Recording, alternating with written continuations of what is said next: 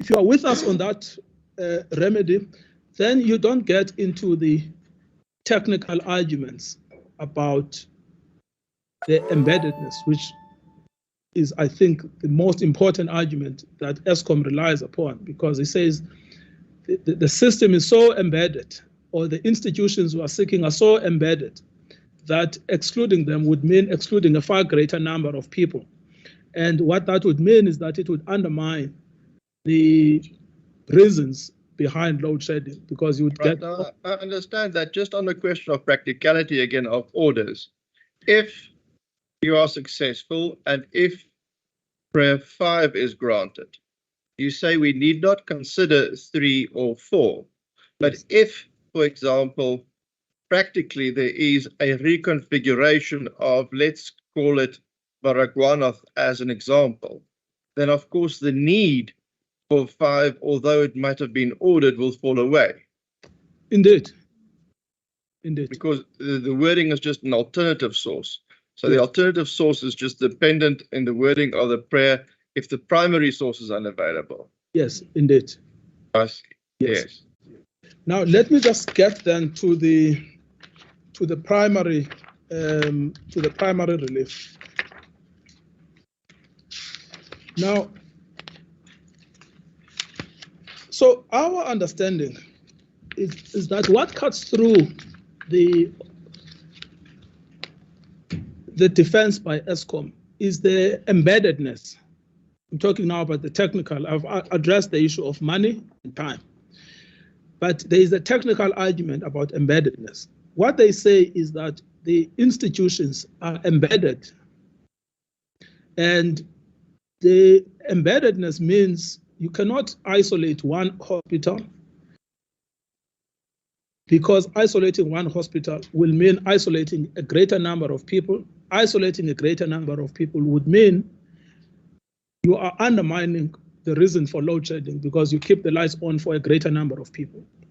If you do that, the ultimate outcome is going to be load shedding for all, as opposed to, in fact, load shedding for all the time.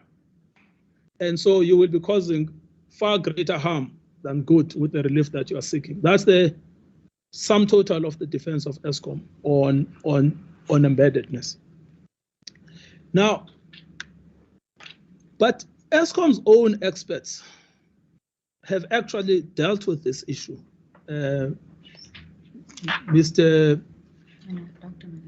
Dr. Minar has actually dealt with this. And you will find this, sorry, I just want to get to that, the one that you had highlighted. I want to go through, because I remember Justice Collins saying I should identify the pages. So Eskom's own experts have identified the solutions to the problem of embeddedness. So I just want to go through those now. Yes, which annexure is it to the answering affidavit? It's AA39. And that is the specific paragraph or pages I want to refer to. Yes, it's 13619. 13619. Yes. Thank you. This comes from Dr. Minar. Sorry, let us all just get there for a moment. I see my colleagues are also, so it's 13-619.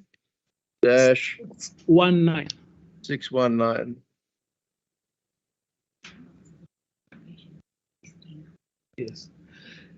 Now, what we will recall, what the court will recall, is that this report was prepared for this litigation. So it's a response to this application. So what he says under the heading, technical solutions for isolating customers for exclusion from load shedding on MV networks. So taking them out of the problem of embeddedness. He says in paragraph 77, there are two possible technical solutions entailing adaptation of the distribution network to enable the targeted or isolated exclusion of customers from load shedding on a MV network. The first option is to upgrade the whole MV network to enable switchability at customer location level, because the way embeddedness works is that the switchability is at one point, but it affects maybe an entire street or an entire township. It says, but you can change this, which is the reconfiguration, by making the switch available at source, in other words, at Baragwanath itself. It says the first option is to upgrade the whole MV network to enable switchability at customer or location level. This entails installing remote-controlled circuit breakers, switches, or smart meter infrastructure at every customer on the feeder. This means all the customers that are not excluded from load shedding, i.e., all those on the feeder that can be shared, can have their supply switched off at a dedicated circuit breaker. So option one, which resolves the problem of embeddedness, is you give Baragwanath a remote controllable circuit breaker or switch, or for that matter, a smart meter. Sorry, but I wondered about that when reading it. Does it mean Baragwanath has a circuit breaker, or does it mean everyone has a circuit breaker, but Baragwanath is switched differently? So you can switch everyone off except Baragwanath. Because otherwise, if you only have one circuit breaker, you can't, and you switch off, say, south of Johannesburg, then you switch off south of Johannesburg. Whether Baragwanath has a switch or not makes no difference. But if everyone has a switch, and you can remote control which of those you switch off, then you can switch off all the switches in South Johannesburg except Baragwanath's switch. Yes, I think it's the latter, it's the second. Yes. Yes. But the problem, if you look, the next one, or smart meter infrastructure at every customer on the feeder. So he seems to contemplate. So when he talks about a circuit breaker, it will be for everyone, but you can keep Baragwanath on and then switch off everyone, because he says the following: by this means, all the customers that are not excluded from load shedding. So I think it's the second of the two postulations that you gave to me, Davis, yes. But then that must be read together with smart meter infrastructure, which means Baragwanath will have a smart meter. Yes. Yes, because it says at every customer on the feeder. Yes, every customer. Yes. But it will have to be all hospitals that are, or it will have to be shops and houses, etc. Everyone has their smart meters. But to your question, I think it's the second postulation. It's then he says the second is to install a dedicated feeder for the protected customer, e.g. the hospital, i.e. a line that feeds only the hospital connected to the nearest substation. Yes, that's what I understood actually reconfiguration meant. Yes. That you have direct, that Baragwanath is in a direct Eskom client, as it were. Yes. And it has a direct connection, a refigured connection. Yes. Now, I think the point for our purposes, at least this week, is that Dr. Minar already answers the problem of embeddedness, and not to block the solution, but to assist the court to come to a just and equitable solution. And then he explains this. He says, the first option is very difficult to assess and cost, as it will in most cases require full network refurbishment to accommodate such changes. So it will have to be an upgrade rather, of the entire network. The existing network infrastructure is inadequate and will require new telecommunications infrastructure to enable remote customer switching and a combination of additional RMUs and mini substations. Adapted feeders will also necessitate the upgrade and reconfiguration of upstream protection devices. So he says it's there, it's too complicated. And then he says the second option is probably the more viable solution, but installation can be very costly and lengthy, and there may be substantial time and cost variability depending on the considerations outlined below. So that is why when we answer this, we focus on not the technical solution, because the technical solution has been provided by Dr. Minnaar. We focus on cost and time. You see. And on cost, we go back to the budget and what the law requires for purposes of finding solutions that will address human rights violations, but which cost money. And on time, we are not concerned about when you will end. We're concerned about when you will start. The level of urgency insofar as hospitals are concerned shows that if you actually started the implementation, which by the way, it's interesting because by the way, they themselves admit that this is an option they have been considering. But given the confusion you find at Baragwanath, where no one knows whether they're in or out, shows that the steps that they have taken are not reasonable steps that they have been taking. And so unless an order is given compelling them as per paragraph 3 and 4, and that's really the defense. The defense is about cost and time. But on cost, we have shown the answer from a constitutional point of view and how to deal with the budget. From a timing point of view, the most important thing is they've got to start. And they cannot complain about time because we have had load shedding since 2008. So they have known about the problem. And if they know the problem and they know that there is in fact a solution, they should be ordered to give effect to the solution, the exclusion, the exemption. And even when it comes to the cost, it's crucial to look at what Dr. Minnaar says at paragraph 80. But it says it's about 2.3 million per single user for a 1 kilometer link.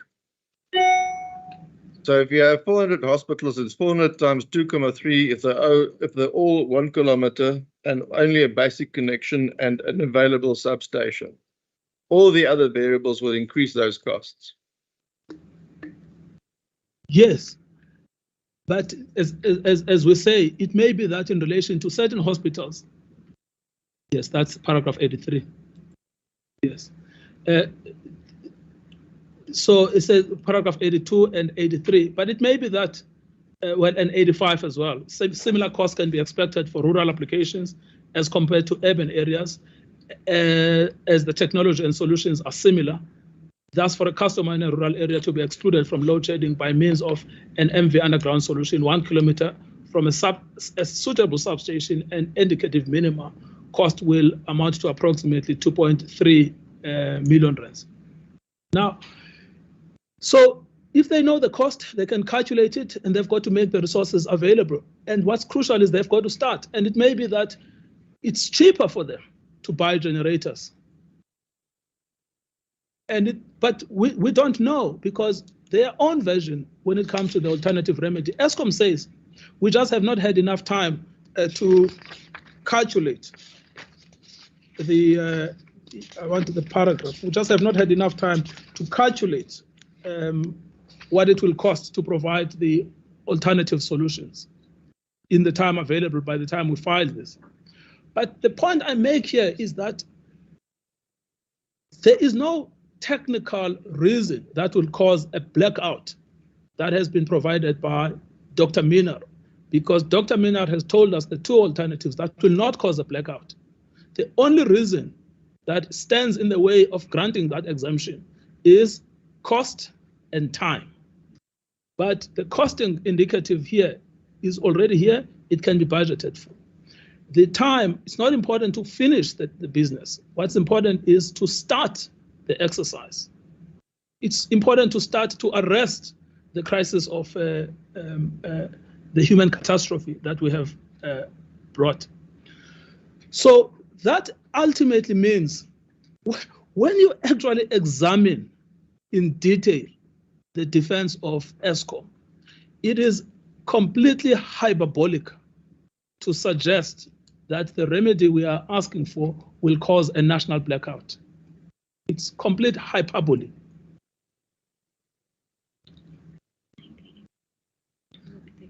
Yes, and my colleague points out as well at 13 621, paragraph 90, where it says, thus, the minimum time for the project process required for installing a single dedicated MV feeder is anywhere between 12 months and 36 months, but it could be longer. Importantly, these estimates are based on the time frame it would take to install the relevant infrastructure for an individual customer. To install this infrastructure at hundreds or thousands of facilities simultaneously would take substantially longer and would require significant resources and coordination. But the key is that it can be done.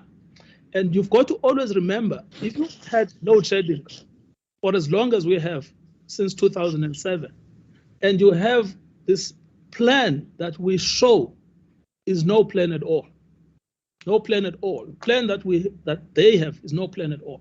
And there is no commitment on helping Eskom to get the capacity that they want, which is 4,000 to 6,000 megawatts. And I've shown on the affidavits where the government ultimately leaves us hanging about when the megawatts will be provided. So what are we saying here? We're saying that when you examine the defense of Eskom closely through the constitutional lens, and you forget the hyperbole that we are asking for a remedy that will cause a blackout, you look at what the expert actually says. The expert has given us two solutions and has costed one solution. And he says the first one is too complicated, but the second one is possible, provided I have the money and provided I'm allowed the time and space to do it. And where you have no end in sight for load shedding. So no end in sight for load shedding. In those circumstances, it is not unjust nor inequitable to actually grant the primary relief of exemption. Yes. So Toby, not to limit your argument, but I see we're getting close to 1 o'clock.